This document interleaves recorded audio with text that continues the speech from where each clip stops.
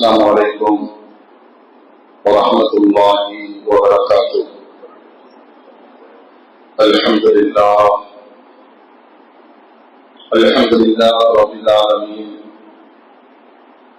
والعاقبة للمتقين، والصلاة والسلام على رسوله سيدنا محمد وعلى آله وصحبه أجمعين، أما بعد. أعوذ بالله من الشيطان الرجيم. بسم الله الرحمن الرحيم. ومن يكفر بالإيمان فقد حبط عمله. وقال النبي صلى الله عليه وسلم: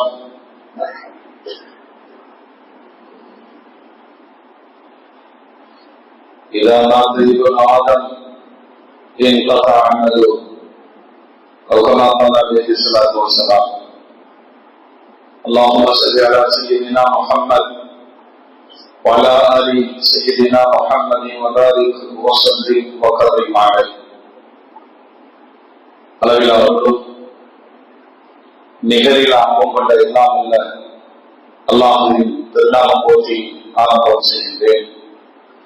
சாந்தியும் சமாதானமும் வீரரது சர்வார் அகிலத்தின் அருள்கொடை பிரபஞ்சத்தின் பேரொழி நம் உயிரிலே மேலாகிய கண்மணி நாயகம் ஸல்லல்லாஹு அலைஹி வஸல்லம் அன்னவர்கள் மீதும் அன்னாரின் அடிச்சோற்றை பின்பற்றி வாழ்ந்து வழிகாட்டிய உத்தம சத்திய சஹாபாக்கள், தாபிஈன்கள், தபஅத் தாபிஈன்கள், அவுலியாக்கள், நாதாக்கள், ஷுஹதாக்கள், குறிப்பாக பரக்கத்து நிறைந்த ஜும்மாவுடைய நன்னாளில் அல்லாஹ்வுடைய இல்லத்தில் சகமித்திருக்கிற நாம் நம் மக்கள் உலக மூமின்கள் அனைவருக்கும் அல்லாஹ்வின் பேரருள் என்றென்றும் நின்று நிலவட்டுமாக. ஆமீன். அல்ஹம்துலில்லாஹ். கண்ணியத்திற்கும் மரியாதைக்கும் உரிய அல்லாஹ்வின் நல்லடியார்களே, அல்லாஹ் ஜல்ல ஜலாலுஹு ஒரு சோதனை ஓட்டமாக இந்த உலகில் ஒரு நிர்ணயிக்கப்பட்ட கால அளவு நமக்கு வாழ்வை அல்லாஹ் தந்திருக்கிறார். அந்த வாழ்வை கூட நாம் தீர்மானிக்க முடியாது. எந்த நேரத்தில் நமக்கான தவணைகள் முடிகிறதோ நாம் அழைக்கப்பட்டிருக்கிறோமோ. இந்த நிரந்தரம் இல்லாத வாழ்வில் படைக்கப்பட்டதின் நோக்கம் வழங்கப்பட்ட வாழ்நாளில் அல்லாஹ்வை அறிந்து உணர்ந்து அமல் செய்து கொண்டது. அல்லாஹ்வை வணங்குவதற்காக வேண்டி நாம் படைக்கப்பட்டிருக்கிறோம் என்று குர்ஆனிலே அல்லாஹ் விருந்தளிவாக சொல்கிறார். மற்றவைகள் அனைத்துமே நம்முடைய தேவைகள். பிரதானமான நோக்கம் அமல் செய்ய வேண்டும். ஆனால் அமலை விட்டுவிட்டு தேவைகளுக்காக ஓடிக்கொண்டிருக்கிறோம். ஏன் தொழுது வரல, செய்தி பார்க்க போயிட்டேன், அதனால எனக்கு ஜும்மா மிஸ் ஆயிடுச்சு, அதை நோக்கமாகவும் இதை தேவையாகவும் ஆக்கிக் கொள்வோம். ஆனால் ஒரு பூமியில எப்படி இருக்க வேண்டும்? நாளைக்கு ஜும்மா நாள் நல்லா பார்க்க வர மாட்டேன், அது சனிக்கிழமை வச்சுக்கோ. தேவையை பிற்படுத்தி கடமையை முற்படுத்த வேண்டும். ஆனால் உலக சூழலில் இந்த மாயையில் நாம் மாட்டிக்கொண்டோம். படைக்கப்பட்டதின் நோக்கத்தை மறந்து தேவைதான் நோக்கம் என்பதை போன்று ஓடுகிற ஒரு அறியாமை, ஒரு இயலாமை ஒரு நாள் திடீரென்று நமது மூச்சு காட்டில் நிறுத்தப்படும் பொழுது ஞானம் பிறக்கும். நபிகள் நாயகம் ஸல்லல்லாஹு அலைஹி வஸல்லம் சொல்வார்கள், வாழ்ற வரைக்கும் தான் அமலுக்கான வாய்ப்பு, வாழும் வரைதான் அமலுக்கான வாய்ப்பு. இந்த மூச்சு நின்று விட்டால், ஆதமின் மகன் இறந்து விட்டால், முதல்ல அடி அவனுக்கான அமல்கள் நிறுத்தப்பட்டிருக்கும்.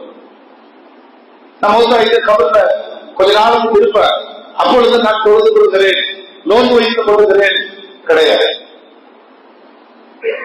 இந்த மூச்சு காற்று, சுவாச காற்று நின்று விட்டால் முதல் அடியே அமல் நிறுத்தப்பட்டிருக்கும். மோமின்களே, எத்தனையோ காலங்களாய் அமல் செய்கிறோம், எந்தெந்த வழியாகவும் அமல் செய்கிறோம்.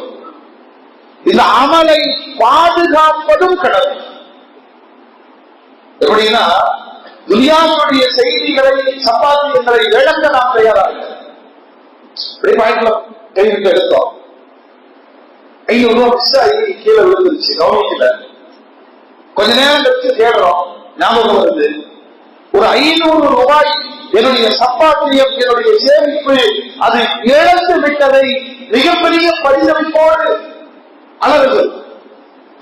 கிட்டத்தட்ட அந்த நாளெல்லாம் அவர் மனசுல போயிடுது. 10 ரூபாய் அனுப்பி சொன்னாரு, ஜிபி அனுப்பணும், ஒரு 0 அதிகமாயிருச்சு, 100 ரூபாய் போயிடுச்சு. இன்னொரு 0 அதிகமாயிருச்சு, 1000 ரூபாய் போயிடுச்சு. கெஞ்சரம் 90 ரூபாய் இல்லையா சந்திக்கிறீங்க. இழப்புகளை நம்மால் தாண்டிக் கொள்ள முடியாது. நல்ல வீடெல்லாம் கட்டி கிரக பிரவேசம் நடத்தி ஒரே விருந்து போட்டு எல்லோரும் வீட்டை பாராட்டி அப்படி மெத்த மகிழ்வோடு இருக்கும் போது ஒரு ஆள் வந்து சொல்றாரு, என்ன சந்தோஷம், ஏதோ என்ன எவ்வளவு பெரிய இழப்பை மனிதனால் தாண்டிக் கொள்ள முடியாது என்று சொன்னால், விவரம் தெரிந்த காலத்திலிருந்து அமல்கள் செய்து கொண்டே இருக்கிறோம், தொழுது கொண்டே இருக்கிறோம், குர்ஆன் ஓதி கொண்டிருக்கிறோம், நிறைய திக்ருகள் சொல்லி இருக்கிறோம், பல ரமதான்கள் நோக்கு வைத்திருக்கிறோம், பல பெருநாட்களை கொண்டிருக்கிறோம், அது தவறாமல் இயற்கையாக இருந்திருக்கிறோம். நமது செயல்களால் இந்த அமல்கள் அழிந்தால் அதை விட நஷ்டம் இல்லை. ஒரு பக்கம் அமல் செய்யணும், இன்னொரு பக்கம் அமல் செய்வதை பாதுகாக்க வேண்டும். வேற அமல் செஞ்சுட்டா முடிச்சுங்கிறதல்ல. பணம் காணாமல் போனால் எப்படி பரிதவிப்போமோ, சொத்து கைவிட்டு போனால் எப்படி பரிதவிப்போமோ, குடும்பமே காணாமல் போனால் எப்படி நிலை வைத்து போய்விடுவோமோ, 50 வருஷம் செஞ்ச அமலெல்லாம் போயிருச்சு. ஒரு மூவி ஜாக்கிரதை உணர்வோடு இருக்க வேண்டும். நான் அமல் செய்ய வேண்டும். அந்த அமல் இதனை மூச்சு காற்று நிற்கும் வரைக்கும் தான் வாய்ப்பு. செய்த அமல்களை பாதுகாக்க வேண்டும். செய்த அமல்களை பாதுகாக்க வேண்டும். கஷ்டப்பட்டு சம்பாதிச்சு தான் கேட்கலாம். ஒரு டாக்குமெண்ட்ல கையெழுத்து கேட்கிறார். ஒரு சொல்லுமா, ஒரு கையெழுத்து, ஒரு சிக்னேச்சர் என்னுடைய சொத்துக்களை இல்லாமல் ஆக்கிவிடும். அந்த இழப்புக்கு நான் தயாரா இல்லை.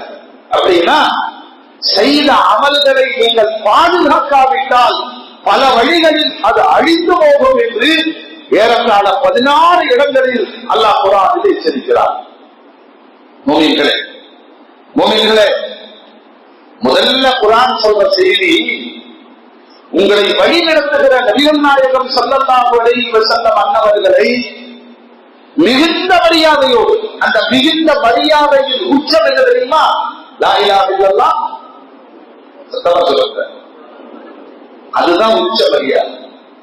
அல்லாஹ்விற்கு அடுத்து நான் பின்பற்றும் தலைவர் முஹம்மது ரசூலுல்லாஹ், என் தாயை விட, என் தந்தையை விட, உலக படைப்புகளை விட, என் செல்வத்தை விட, ஏன் என் உயிரை விடவும் அவர்கள் உயர்ந்தவர்கள். அந்த ஈமானில் பெருமானாரை எப்பொழுதும் வைத்திருக்க வேண்டும். அதனாலதான் நம்முடைய மகான்கள் சொல்லிக் கொடுப்பாங்க, அந்த பேரை கேட்டாலே செலவாக்கு சொல்லி கண்ணில் ஒற்றிக் கொள்ளுங்கள். வேற மனிதருக்கும் வேறு பெயருக்கும் இந்த மரியாதைகள் கிடையாது. ஏன்னா தன்னுடைய ஹபீபை அல்லாஹ் வைத்திருக்கக்கூடிய இடம், என் பெயர் உச்சரிக்கப்படும் இடமெல்லாம் கண்மணி நாயகம் முஹம்மது ரசூலுல்லாஹ் அவர்களின் திருநாமங்கள் உச்சரிக்கப்பட வேண்டும். இது அல்லாஹ் வகுத்த வழி. பெருமானாருடைய விஷயத்தில் நம்முடைய நடத்தைகளும் வார்த்தைகளும் பிசகிவிடும் என்று சொன்னால் விளைவு என்ன தெரியுமா? செஞ்ச அமல்கள் எல்லாம் அழிக்கப்படும். கஷ்டப்பட்டு சம்பாதிச்சு சொத்துக்கள் எல்லாம் ஒரு கையெழுத்து நான் போடுவேன் என்று சொன்னால் அது கைமாறிவிடும் என்று சொன்னால் ஏற்றுக்கொள்வோமா? அமல்கள் செய்ய வேண்டும், அதை பாதுகாக்கவும் வேண்டும், அழியும் வழிகளில் ஜாக்கிரதையாக இருக்க வேண்டும். கையெழுத்து போடாமல் பத்தாது, சொத்தெல்லாம் இருக்கு, டாக்குமெண்ட் காணாம விளைவுகள் இருக்கா இல்லையா? குர்ஆனில் அல்லாஹ் சொல்றார், இந்த நபியோடு உம்மத்தாகிய நீங்கள் நடக்க வேண்டிய அதம் ஒழுக்கம் சூரத்துல் ஹுஜராத் அல்லாஹ் பேசுறான். முதல்ல பெருமானாருக்கு முன்னால் உங்கள் குரலை உயர்த்தி பேசாதீர்கள். சக மனிதர்களை அழைப்பதை போல முகமது வாங்க என்று அழைக்காதீர்கள். கட்டிய மனைவியோ பெற்ற பிள்ளைகளோ யார சூழல்லா அல்லாஹ்வின் தூதரே என்றுதான் அழைக்க வேண்டும். யாரெல்லாம் பெருமானாருக்கு முன்னால் குரல் உயர்த்தி பேசி ஒழுங்கீனமாக நடந்து கொள்கிறார்களோ,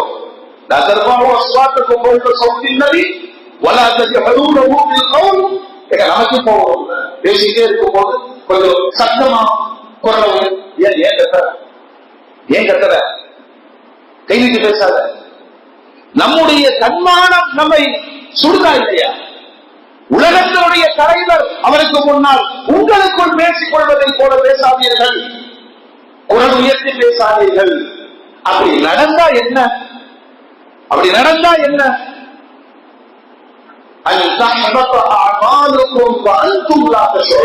உங்களுக்கே தெரியாது, காலமெல்லாம் செய்த அமல்கள் அழிந்து போய்விடும் என்று அல்லாஹ் எச்சரிக்கிறார். அமல் யாரை செய்யணும் சொல்லுங்க. அல்லாஹ் தன் நபியை நேசிக்கிறார். அந்த நபியோடு நீங்கள் மரியாதையை கடைபிடிக்காவிட்டால் எனக்கு செய்த அமல்களை நானே அழித்து விடுவேன் என்று சொல்லுகிறார். இப்போ இவ்வளவு நீண்ட வாழ்க்கையில் நம்முடைய சேமிப்பு என்னன்னா இந்த அமல்கள் தான். அந்த அமல்கள் நாம் வாழும் காலத்திலே அழித்து விடும் என்று சொன்னால் நமது வறுமையின் கதி என்னவாகும்? மாணிக்கராமத்துல்லாஹி சொல்றாங்க, குர்ஆனுடைய வசனங்கள் சஹாபாக்களுக்கு இறங்குச்சு. வசனத்திற்கு பிறகு நிறைய சஹாபாக்கள் பெருமானாரிடம் பேசவே பயன்பட்டார்கள், தயங்கினார்கள். சிலர் பள்ளிவாசலுக்கு வரல. ஏப்பா ரசூலுல்லாஹ் முன்ன பின்ன பேசி அதுல ஒருத்தர் சொல்றாரு, என் குரலே கட்ட குரல், அது ரசூலுடைய சத்தத்தை விட ரொம்ப ஹைட்டா இருக்கும், என் அமல் அழிஞ்சு போயிருச்சுன்னா அது ஈமானுடைய அடையாளம். மாலிக் ரஹ்மத்துல்லாஹி காலத்துல அபூ மன்சூர் கலீஃபாவுக்கு இருந்தார், ஆட்சியாளர்.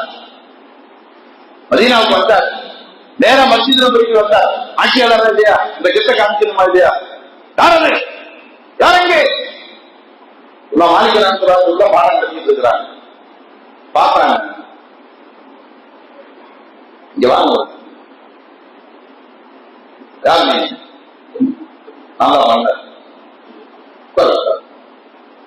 இது பெருமானாருடைய பள்ளி வாசல். இங்கு பெருமானார் வாழுகிறார்கள். குர்ஆனிலே ஒழுக்கமாக நடந்து கொள்ளக்கூடியவர்களை அல்லாஹ் பாராட்டுகிறார், அநாகரிகமாக நடந்து கொள்ளக்கூடியவர்களை அல்லாஹ் கண்டிக்கிறார். அதனால அதமாயிருங்க, நீங்க அரசரா இருந்தாலும் உங்களுடைய அமல்கள் அழிந்துவிடும். அவர் அப்படியே அடங்கிட்டார். எவ்வளவு பெரிய ஆட்சியாளராக இருந்தாலும் அல்லாஹ்வுடைய சட்டத்திற்கு முன்பு சமம்தானே. தன் வாழ்நாள் முழுவதையும் அந்த கழித்த இமாம் மாலிக் ரஹ்மத்துல்லாஹி சொல்கிறார்கள், மக்களே, ஒரு சமுதாயம் வாழும் பொழுது அந்த சமுதாயத்திற்கு அல்லாஹ் சொல்லிக் கொடுத்த சட்டம், நபிக்கு முன்னால் மரியாதையாக நடந்து கொள்ளுங்கள். அந்த சட்டம் பெருமானாருடைய காலத்திற்கு பின்னால் இன்றளவும் ரவுலாவிற்கும் அந்த சட்டம் இருக்கிறது. கண்ணியமாக சலாம் சொல்லுங்கள், செலவாக்கு சொல்லுங்கள், அந்த இடத்தில் ஒழுங்கீனமாக நடந்து கொள்ளாதீர்கள். காரணம் விளைவு என்ன தெரியுமா? நபிக்கு முன்னால் ஒழுங்கீனமாக நடந்து கொண்டால் உங்களுடைய அமல்கள் அழிக்கப்பட்டுவிடும். அல்லாஹ் பாதுகாப்பானார். மூமின்களே, மூமின்களே, இரண்டாவது குர்ஆன் சொல்வது குர்ஆனை விரும்ப வேண்டும். அதுதான் ஈமான். குர்ஆனை விரும்ப வேண்டும்.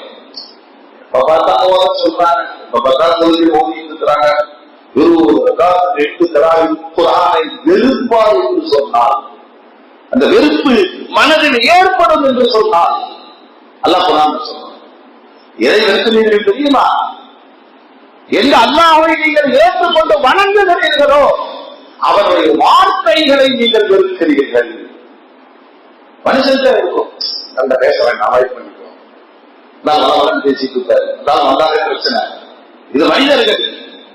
அல்லாஹ்வுடைய வார்த்தைகள் உங்களுக்கு வெறுப்பை தரும் என்று சொன்னால் குர்ஆன் சொல்றான், ذَلِكَ بِأَنَّهُمْ كَرِهُوا مَا أَنزَلَ اللَّهُ فَأَحْبَطَ أَعْمَالَهُم. அல்லாஹ் இறக்கி தந்த அவருடைய வசனங்களை வெறுத்தார்கள். அதனால் அல்லாஹ் அவர்களுடைய அமல்களை அழித்து விட்டார். அல்லாஹ் பாதுகாப்பாங்க. பிடிக்கிறதோ பிடிக்கலையோ, பிடிக்கணும். எங்க குர்ஆன் ஓதப்படுகிறதோ சரிதானத்தை கேளுங்கள். இன்னொருத்தர் குர்ஆன் ஓதிட்டு இருக்காரு, அதுல சஜிதாவுடைய ஆயத்தை ஓதினாரு. நீங்கள் எங்கிருந்த கேட்டீர்கள், நீங்க என்ன செய்யணும்? சஜிதா செய்ய. குர்ஆனுக்கான மரியாதை இல்லையா? அது அல்லாஹ்வுடைய வார்த்தை அல்லவா? குர்ஆனுடைய வசனங்கள் உங்களுக்கு வெறுப்பை தரக்கூடாது. இந்த சமூகத்தில் அதிகமாக விமர்சிக்கப்படுவது முஹம்மது ஸல்லல்லாஹு அலைஹி வஸல்லம், அதிகமாக விமர்சனங்களுக்கு ஆளாக்கப்படுவது குர்ஆன்.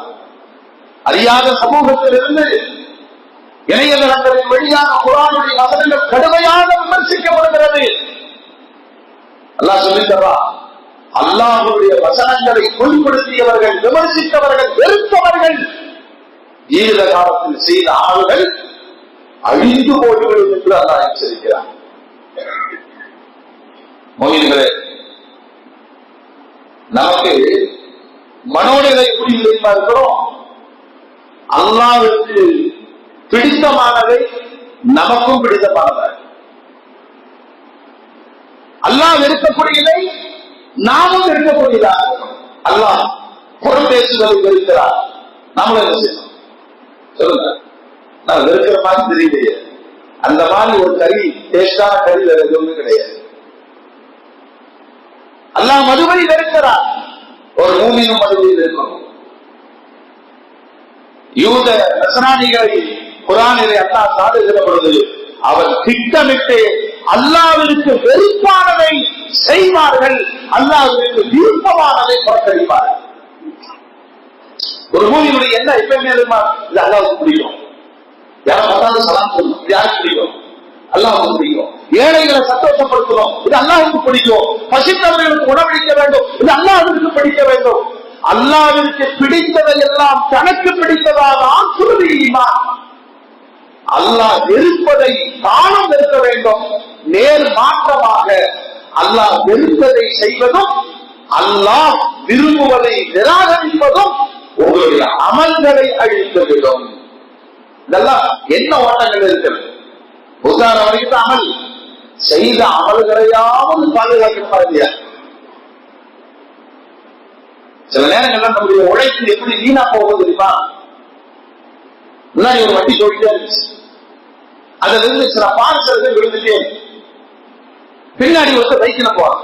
அவன் மனசுக்குள்ள பாவி எங்கேயோ கொண்டு போக வேண்டிய சரக்கெல்லாம் வெளியில போட்டே போறாங்க பாவம் அப்படின்னு அவன் போட்டதுன்னா வண்டியில எடுத்து வச்சுட்டு கடைசி ஸ்டாப்ல போய் குடிச்சான். டிரைவரை குடிச்சுட்டு இருக்கான், அறிவு இருக்கப்பா, வண்டியில சரக்கு விழுது, நீ வாட்டி போயிட்டே இருக்கிற ரொம்ப நல்ல எண்ணத்தோடு. அவன் சொன்னான், அதை திருக்க நான் பேப்பர் போடுறோம்டா,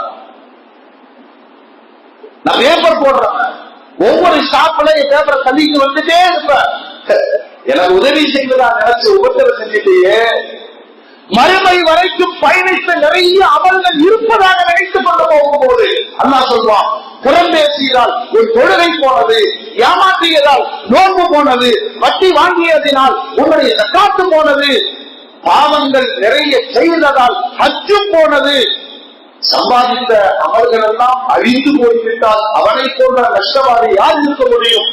அமல் செய்ய வேண்டும், அதை பாதுகாக்கவும் தெரிய வேண்டும். அல்லாஹ் உதவி செய்வானா? அல்லாஹ் குர்ஆன்ல சொல்றான், இல்லல்லதீன கஃபரு வஸத்து அன் சபீலில்லாஹ் வஷாக்கு ரசூல மின் பாதி மா தபய்யன லஹுல் ஹுதா லா யதுல்லாஹு ஷையா வஸயஹ்பிது அமாலஹும். எது உண்மை தெரியும், எது உண்மை தெரியும், எது சத்தியம் தெரியும், தெரிந்து கொண்டே அல்லாஹ்வையும் அல்லாஹ்வுடைய ரசூலையும் சங்கடப்படுத்துவதற்காக ஒருவன் மாற்றி செய்வான் என்று சொன்னார். அது சமூகத்தில் நிறைய சத்தியம் தெரிஞ்சுக்கிட்டே அதை நிராகரிப்பார்கள், அதை புறக்கணிப்பார்கள், அதெல்லாம் ஏற்றுக்கொள்ள மாட்டோம் என்று சொல்வார்கள். இவர்களை குறித்தும் அல்லாஹ் எச்சரிக்கிறார். இதுதான் சத்தியம் என்று தெரிந்த பிறகும் அல்லாஹ்வையும் அல்லாஹ்வுடைய ரசூலையும் சங்கடப்படுத்துவார்கள் என்றால் அவர்கள் அமல்கள் அழிந்து விடும் என்று அல்லாஹ் எச்சரிக்கிறார். அஞ்சாவதா சொல்றா, நபியே உங்களுக்கும் சரி, உங்களுக்கு முன்னர் வாழ்ந்த நபிமார்களுக்கும் நான் சொன்ன செய்தி என்ன தெரியுமா? ஒருபோதும் வாழ்க்கையில் அல்லாஹ்வுக்கு இணை கற்பித்து விடாது. ஒருபோதும் சொல்லுங்க, ஒருபோதும் எல்லாம் தெளிவாக இருக்கிறோம். ஆனா வேறு வேறு தரங்களுக்கு போகும்போது அவர்களாக மாறிக்கொள்வதில் நம்முடைய நப்சு முந்தி இருக்கு. அவனே கேட்காட்டியும் பரவாயில்ல, எவனும் கேட்க போறது. என்னை பார்த்து இப்படி செய்யல கேட்பான், என்னை பார்த்து இப்படி கை தூக்கல கேட்க மாட்டான். ஆனா நாமெல்லாம் ஒரு கற்பனை பண்ணிட்டு அப்படி வச்சாதான் நம்ம பருப்பு வேகும். நபியே உங்களுக்கும் முன்னுள்ள நபிமார்களுக்கும் நான் சொன்ன செய்தி அமலும் அல்லாஹ்வுக்கு மட்டும் இணை வச்சுட்டீங்கன்னு வச்சுக்கல, உங்களுடைய அமல்கள் எல்லாம் அழிந்து விடும். அல்லாஹ் பாதுகாப்பாங்க. அல்லாஹ் சொல்றான், வார்த்தைகளை கூட கவனித்துங்கள், வார்த்தையாளர்கள் வார்த்தைகளில் கூட அல்லாஹ்வுக்கு இணை கற்பித்தல், அல்லாஹ்வுக்கு மாற்றமான வார்த்தைகள் பிரயோகப்படுத்துகிறார்கள். இது நம்மள தெரியாம நடந்துச்சுன்னா என்ன பண்றது? அதனால ஒவ்வொரு நாளும்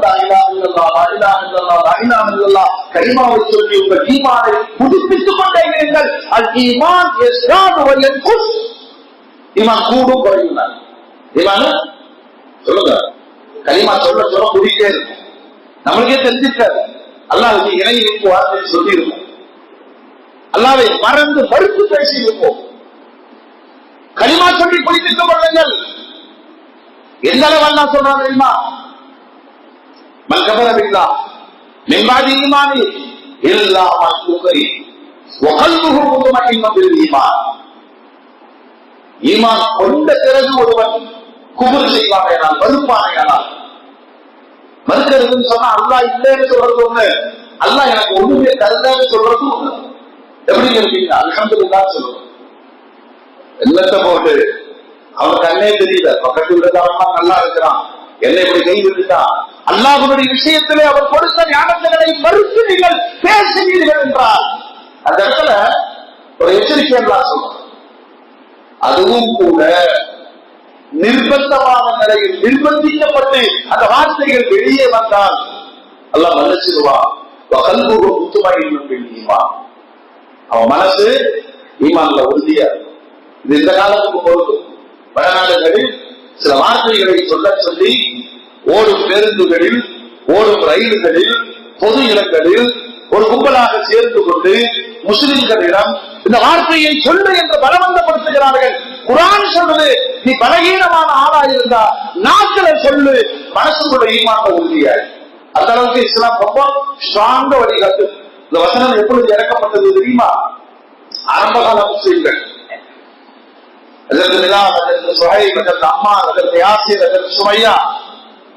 தாழ்த்தப்பட்ட மக்கள் இஸ்லாத்தை ஏற்றுக்கொண்ட ஆரம்ப காலம் அபூஜஹல் பரிவாரங்கள், அபூசன் பரிவாரங்கள், அவங்க எல்லாம் என்ன செய்வாங்க தெரியுமா? புடிச்சு அடிச்சு முகமது திட்டுவாங்க. பெருமானாரை திட்டினால் என்ன? காபிராயிடுவோம். அல்லாஹ் இல்லை என்று சொல்லு, காபிராயிடுவோம். இந்த கடவுள்கள் உண்மை என்று சொல்லு, காபிராயிடுவோம். சுமையா ரலியல்லாஹு அன்ஹா மறுத்தார்கள், அப்படின்னு சொல்ல முடியாது. பிலால் ரலியல்லாஹு அன்ஹு அடிக்க சொன்னார்கள்,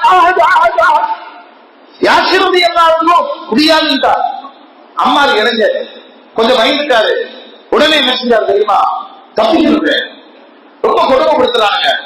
அதனால அவர்கள் கடவுள்களை பாராட்டினார், இணை வைப்பு பொருட்களை பாராட்டினார். இந்த செய்தி பெருமானாருக்கு போகுது. அல்லாஹ்வுடைய ரசூல் அவரை சந்திக்கிற பொழுது சொன்னார்கள், அல்லாஹ் அவனுக்கு ரஹ்மத்து செய்யட்டும். அம்மாரே என்ன நடந்தது?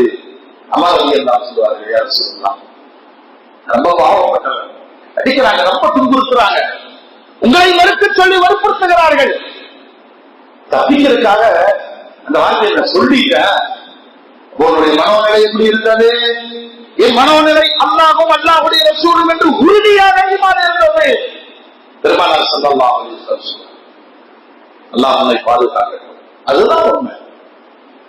நிர்பந்தமான நிலையிலே உயிரை பாதுகாப்பதற்கு நாமும் வழியாக அந்த வார்த்தைகளை சொல்லிவிட்டாலும் உள்ளம் உறுதியோடு இருக்கும் என்று சொன்னால் அவர்கள் மோகிகள். ஆனா நாம் இந்த நாட்டுல பாருங்க, அரசியலமைப்பு சட்டம் எப்படி இருக்குன்னா, ஒரு கட்சியில நின்று மக்கள்கிட்ட ஓட்டு வாங்கி எம்எல்ஏ ஆன பிறகு அவர்களுடைய சுயலாபத்திற்காக கட்சி மாறலாம். அப்ப இந்த நாட்டினுடைய வாக்காளர் பெருமக்கள் போவாதீர்கள்.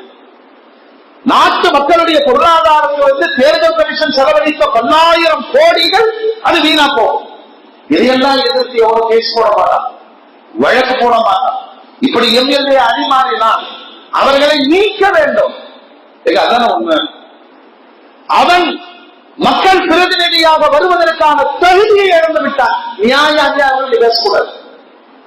5 வருஷம் இருப்பேன் நம்பி உங்களை போட்டாங்க, காசு வாங்கி போட்டாங்க, வாங்க போட்டாங்க இல்லையா?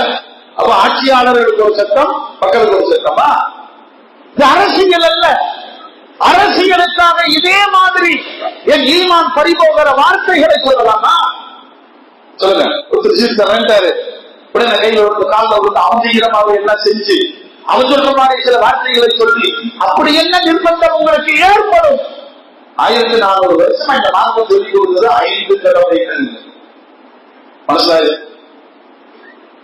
பையா சஞ்சேகா, இந்த பாதி தூக்கத்துக்கு ஒண்ணுமே பண்ண முடியாது.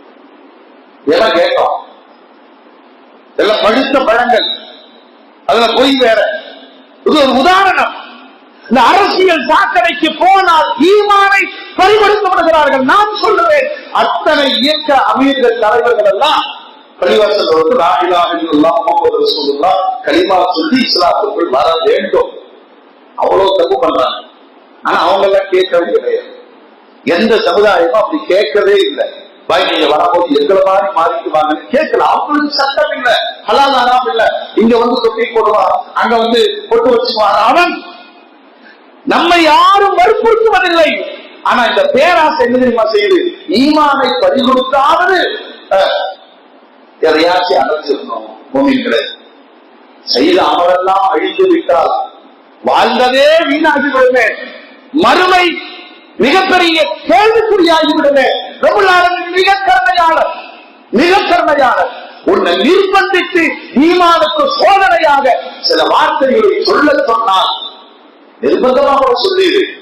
உன்னுடைய கல்வி ஈமானின் உறுதியோடு இருக்கட்டும்.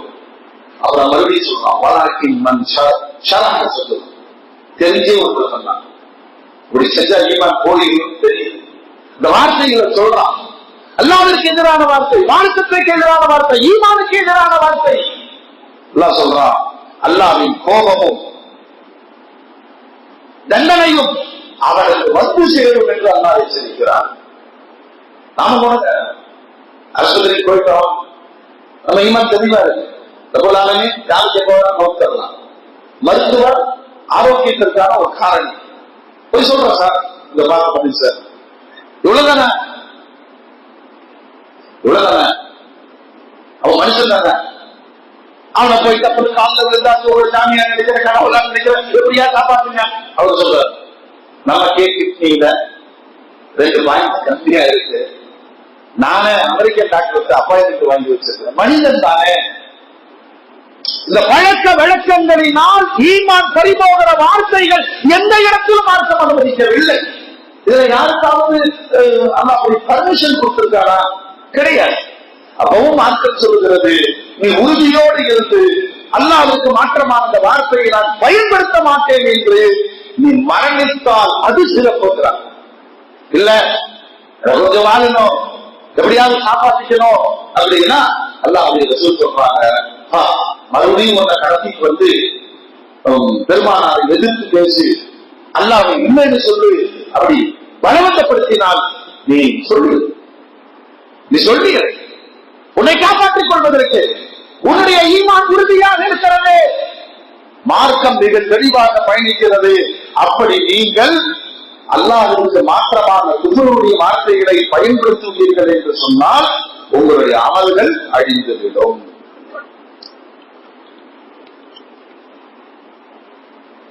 இன்னொரு இடத்துல சொல்றான், மார்க்கம்ங்கிறது அல்லாஹ்வுடைய கட்டளை. இன்னைக்கு சமூகத்துல நிறைய நடக்குது. கன்வெர்ட் ஆகி இஸ்லாத்துக்கு வந்து கேட்கிறாங்க, நல்லது. அவன் காரண காரியங்களை நாம கேட்கக்கூடாது. இமாம் சட்டங்கள் தெரியுமா? நான் நண்பர்களுக்கு போது ஒருத்தர் வந்து எனக்கு கலிமா சொல்லிக் கொடுத்தா நான் குத்துபாவை நிறுத்திட்டு அவனுக்கு என்ன செய்யணும்? கலிமாவை சொல்லிக் கொடுக்கணும். அதுதான் கலிமாவுடைய சட்டம். நீ அதை அதுக்கு கொண்டு வாங்க. அதெல்லாம் நாட்டின் பாதுகாப்புக்காக. ஆனால் அப்படி இஸ்லாத்தை தழுவி வரக்கூடியவர்களில் சமீப கால நிலையில் மாடர்ன் முஸ்லிம்ஸ் ஒரு குரூப் இருக்குங்க, எக்ஸ் முஸ்லிம் ஒரு குரூப் இருக்குது. எக்ஸ் முஸ்லிம் தங்களே அவங்க சொல்றாங்க, நாங்கள் முன்னாள் முஸ்லிம்கள். அப்படின்னா இஸ்லாத்தின் மீதான அதிருப்தியை இஸ்லாத்தை விட்டு வெளியேறிய பிறகு எல்லாம் போயிட்டு சொல்வதற்கு மனசு என்ன சொல்றது? ஜாலியா செத்த ஒரு அளவு சாக போறோம். இஸ்லாத்தின் மீதான அதிருப்தி. அப்புறம் கல்யாணம் உடனே அன்னைக்கு கொஞ்சம் கொப்பியெல்லாம் போட்டு நேரம் ஜமாத் பண்றான். எனக்கு நிக்கா பண்ணி என்னன்னா எக்ஸ் முஸ்லீம்ல அது அப்போ இப்போ வந்து இப்போ மதமாறி கொள்ளுகிற விளையாட்டு உங்களுடைய அமல்களை அழித்துவிடும். நான் தான் ஓப்பனா சொல்லுவேன், லவ் மேரேஜ் பண்ணிக்கிறா இஸ்லாத்துக்கு வர்றான்னு சொன்னாங்க, கனிமா சொல்லிக் கொடுத்துருக்கோம். அவனுக்கு எல்லாம் கல்யாணம் பண்ணி வைக்க கூடாது. ஏன்னா காமம் முடிந்த பிறகு மதமாற்றத்தில் ஓடிக்கொண்டிருக்கிறார்கள் ஆண்கள் பெண்கள். அவர்களால் நிறைய அசிங்கங்கள் இந்த மார்க்கத்திற்கு உருவாக்கப்படுகிறது. 19 வருஷம் ஒரு ஆள் முஸ்லீம் சொல்லிட்டே இருக்காங்க. சொல்ல வேண்டிய அவசியம் என்ன? கலிமா சொல்லிட்டு இஸ்லாத்துக்கு வந்துட்டா உன்னுடைய மறுமை. இஸ்லாத்துக்கு வர்றதுனால நமக்கு மெம்பர்ஷிப் கூடுதா? சொல்லுங்க. ஒரு எம்பி அதிகமாகிறாரா? ஒண்ணும் கிடையாது. அவனுக்கான மறுமையை அவன் வெற்றி கொண்டு வைத்தான், அவ்வளவுதான். அதை காமிக்கிறானே. 6 மாசம் இருக்கிறா, ஒரு வெளியில போறா, எக்ஸ் முஸ்லீம்ங்கிறா, மாடல் முஸ்லீம்ங்கிறா. மாடல் முஸ்லீம்னா என்ன? விரும்பினா தொழுகுவான், இல்லைன்னா தொழுக மாட்டான். இல்லைன்னா தண்ணி அடிச்சுட்டு தொழுகுவாங்க, தொழுதுகிட்டே தண்ணி அடிக்கிறான். மேரேஜ் பண்ணிக்குவேன், வேறு மாதிரியாகவும் வாழ்ந்துக்குவேன். இதை ஆகும் என்று நினைப்பவர் அவருடைய அமல்கள் எல்லாம் அழிந்து விடும். அமர்ந்து சொல்லிக்கிறாங்கல்ல, அதெல்லாம் ஓகே தானே, ஓகேதான்.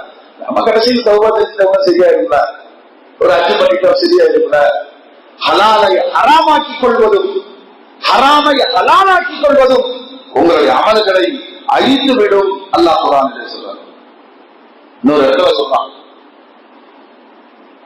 அல்லாஹ்வுடைய மார்க்கத்தை தேடி கிண்டலமாக ஆக்கிக் கொண்டவர்கள் உலாய்கல்லதீன ஹபித்தத் அமாலுஹும் ஃபித் துன்யா வல் ஆகிரா. இன்னொரு வசனத்தில் அல்லாஹ் சொல்றான், எல்லா சமுதாயத்திற்கும் உணவிலிருந்து உடையிலிருந்து வாழ்வாதாரத்திலிருந்து எல்லாவற்றிலேயும் ஹலால் ஹராம் வச்சிருக்கான். அவன் எதை ஹலால் ஆக்குனானோ அதுதான் நம்ம ஹலால் ஆக்கணும். இப்ப நீங்க கோழி விரும்பி சாப்பிடுற புரோட்டீன் எத்தனை பேர் இந்த ஹலாலான்னு விசாரிச்சிருக்கோம்? சொல்லுங்க, எத்தனை பேர் விசாரிச்சிருக்கோம்? மறந்துட்டோம் அல்லது காம்ப்ரமைஸ் ஒண்ணுமே இல்லை. அல்லாஹ்வின் பெயர் சொல்லி அறுக்கப்படாத பிராணிகள் நமக்கு ஹலால் இல்லை. ஹலால் இல்லாத காசு கொடுத்து வாங்கிய அந்த ஹராம் வயிற்றுக்குள் போனால் என்ன உணர்வுகளை அது துறக்கி வைக்கும்? உள்ள ஓடி வச்சு சொல்றோமா இல்லையா? பையன் தப்பு பண்ணிட்டான்னு சொல்றோமா இல்லையா? இதற்கு முன்னால் யோசிக்க வேண்டியது இந்த காமத்தை கட்டுப்படுத்துவதும் உணர்ச்சிகளை தூண்டிவிடுவதும் நிதானத்தை வரவழைப்பதும் எல்லாத்துக்கும் சாப்பாட்டோடு நெருங்கிய தொடர்பு இருக்கிறது. நோம்பு வச்சா எல்லாமே சரியா அண்ணன் வணங்கினா நல்லா சிந்திக்கிறான், நல்ல சிந்தனை வருது, நல்ல பேச்சு வருது. வயிறு உள்ளாயிருச்சுன்னா காமம்னு சொன்னா அது மட்டும் அல்ல, தாறுமாறா பேசுறது காமம் தான். கண்ட மாதிரி வண்டி ஓட்டுறது, நம்ம வண்டியில நிதானமா போகும்போது பின்னாடி ஒரு சவுண்டு, ஒரு நிமிஷம் ரூபு மேல போயிட்டு வந்து நிற்குது. இது என்ன வேலை தெரியுமா? அது உள்ளுக்குள்ள போனதின் வேலை. அவன் காம்ப்ரமைஸ் பண்ணிக்கிறான். நீங்க டீ குடிக்கிறீங்க, நான் டீ குடிக்கிறேன். ஒரு தலைமுறை எவ்வளவு சாதாரணமா போகுது பாருங்கன்னா. குர்ஆன் சொல்லுகிறது, அல்லாஹ் எதனை ஹலால் என்று சொன்னாரோ அதுதான் ஹலால், அல்லாஹ் எதனை ஹராம் என்று சொன்னாரோ அது ஹராம். ஹலாலை நீங்கள் ஹராமாக்கி கொண்டாலும், ஹராமை ஹலாலாக்கி கொண்டாலும் என்ன ஆகும்? உங்களுடைய அமல்கள் அழிந்து போய்விடும். இன்னொரு வசனத்துல அல்லாஹ் சொல்றான், அல்லாஹ் அல்லாதவர்கள் நம்மை காப்பாற்றுவார்கள். அப்படி எந்த ஆட்சியாளர் நம்மளை காப்பாற்றிருக்காங்க? உலக வரலாறு நடந்துகிட்டே இருக்கு. கொல்லப்படும் உயிர்கள் கொல்லப்பட்டுக் கொண்டே இருக்கிறார்கள். போராளிகள் போராடி கொண்டே இருப்பார்கள். நீங்கள் சத்தியத்தின் மீது நிலைத்திருங்கள். இதற்காக அல்லாஹ்வின் மீது இருக்கிற நம்பிக்கையை ஆட்சியாளர்கள் மீது நீங்கள் திருப்பி விடுவீர்கள் என்றால் ஈமான் பாழ்பட்டுவிடும், அமல்கள் அழிந்துவிடும். குர்ஆன் எச்சரிக்கிறது. அல்லாஹ்வுடைய வசனங்களை பொய்ப்படுத்தினார். இன்னொரு வசனத்தில் அல்லாஹ் சொல்றான், அல்லாஹ்வுக்கே சொந்தமானது மஸ்ஜிதுகள், வஅன்னல் மஸாஜித லில்லாஹ். பரிவாசம் யாருக்கு சொந்தம்? யாருக்கு சொந்தம்? அதோட சட்டம் என்ன தெரியுமா? உள்ளே வரும் தொழுகையாலேயே தடுக்கிற உரிமை யாருக்கு கிடையாது. அதான் பரிவாசம். நிர்வாக அமைப்போடு ஒன்று அதுதான் பணிமரம் சந்தோஷக்கூடிய பாதுகாப்பு. இரவு 10 மணிக்கு கேட்டு கூட போட்டோம், வராதேன்னு சொல்றேன், அது பாதுகாப்பு.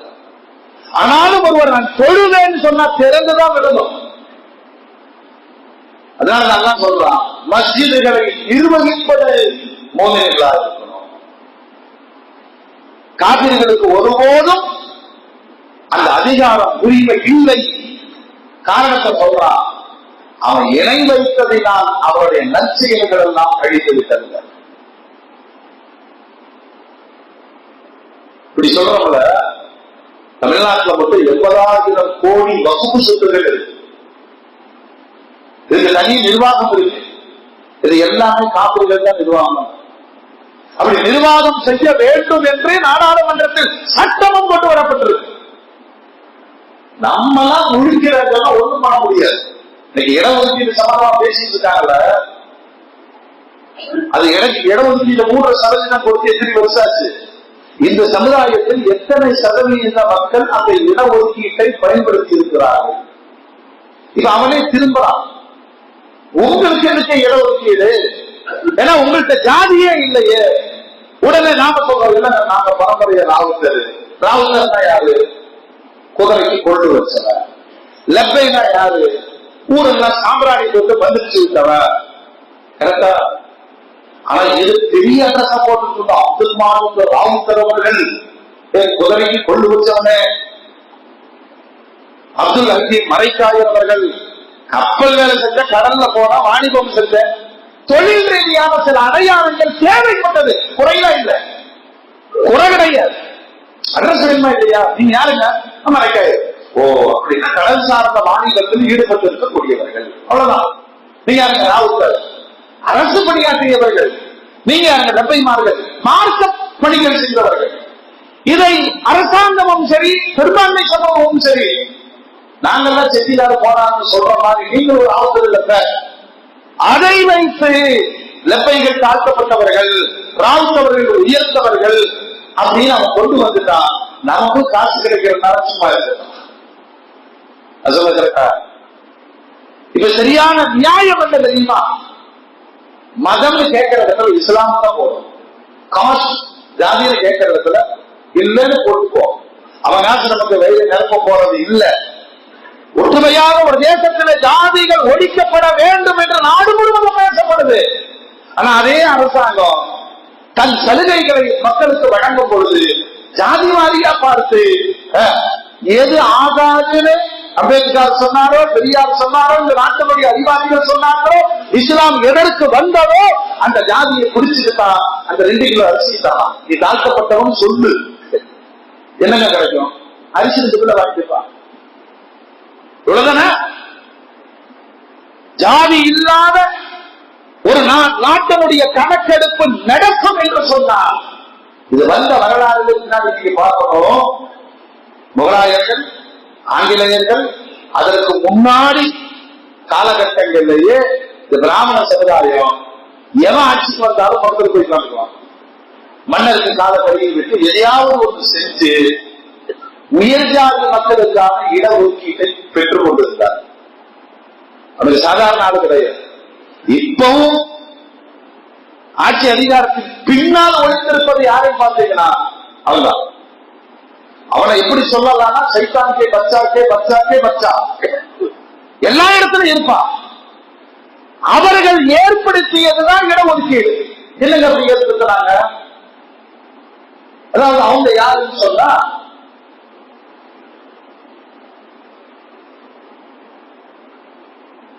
உயர் வகுப்பினர். அவங்க பேர் அவங்களே வச்சிருக்காங்க உயர் வகுப்பினர். அப்படின்னா என்னப்பா, அரசாங்க பணிகள்ல எப்பயுமே 20% எங்களுக்கு வந்துடும். அப்படின்னா என்ன அர்த்தம், ரேஷன் கடையில 100 பேர் ஒரு கியூல நிக்கிறாங்க சரிங்களா, இவன் 20 பேர் வந்தாலும் நேரம் போய் நல்ல முறையெல்லாம் வாங்கி போயிருவான். அவன் தான் பிராமி. இந்த உயர் வகுப்பிற்கு கொடுக்கப்பட்ட இடஒதுக்கீட்டை ஒழிப்பதற்காக பிற்படுத்தப்பட்ட மக்களுக்கு இடஒதுக்கீடு கொண்டு வந்தா அது ஜாதி சிக்கல்ல போய் நிற்கிறது. அதில் முஸ்லிம்கள் சிக்க வைக்கப்பட்டிருக்கிறார்கள். எல்லா காலத்திலேயும் ஆட்சியாளர்களால் அதிகம் ஏமாற்றப்பட்டது இந்த சமூகம் தான். இன்னும் நாம உணர மறுக்கிறோம். இன்னமும் பூஜா தூக்குவதற்கு தான் சண்டை போடுகிறோம். லா இலாஹ இல்லல்லாஹ் முஹம்மது ரசூலுல்லாஹ் என்ற ஒற்றை கலிமாவின் அடிப்படையில் நாம் முஸ்லிம் அதோட நின்றுக்க அல்லாஹ்வுடைய சலுகையே போதுமானது. வேணா நாட்டு மக்கள் தொகையில சிறுபான்மை மக்கள் நீ இடஒதுக்கீடு கொடுத்தால் என்ன, சலுகை கொடுத்தால் என்ன, இப்ப என்ன நம்மள பள்ளியாசெல்லாம் ரெடி கொடுக்குறானா, பொதுப்பொருள் பணம் அளிக்கிற காசு தருவாங்க, எங்க காசை வச்சுட்டு எனக்கு தரமாட்டேங்கிறான். வக்கு போர்டுல போய் நின்று ஒரு பேப்பர் அப்ரூவல் வாங்குறதுக்கு ஆயுள் கொடுத்து ஏன் சொல்றது நம்மளே பாருங்க. பேங்க்ல போடும்போது சந்தோஷமா வாங்கிக்குவாங்க. நம்ம பணத்தை எடுத்து போனோம், ஏடிஎம் இருக்கா செக் இருக்கா கேக்குறாங்கல்ல, மண்டகாசு எங்காசு எடுக்கிறது ஏன்டா இவ்வளவு ரூல்ஸ் சார், இன்னைக்கு 40,000 தான் சார் எடுக்க முடியும்.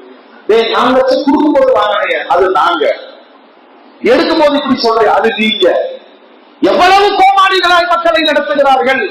இதெல்லாம் எச்சரிக்கிறார். நீங்க எப்படி வேணாலும் வாழ்ந்துக்கலாம் நினைக்காதீங்க, இப்படித்தான் வாழ வேண்டும். அதில் ஒரு மோமின் எப்பொழுதுமே எனக்கு வழங்கப்பட்ட அமலுக்கான வாய்ப்பு இந்த மூச்சு நிற்கிற வரைக்கும் தான். இந்த மூச்சு நின்று விட்டால் அமல் முடித்து விட்டது. அவ செஞ்ச அமல் 40 வருஷமா 50 வருஷமா அந்த அமலை பாதுகாக்கிற வழியையும் நாம் தெரிந்து அமலும் செய்ய வேண்டும். செய்த அமல்களையும் பாதுகாக்க வேண்டும். அமல் அழிந்து விடாமல் விழிப்போடு இருக்க வேண்டும். அல்லாஹ் தௌஃபீக் செய்வானாக. வாஹிரு தஅவானா அனில் ஹம்துலில்லாஹி ரப்பில் ஆலமீன்.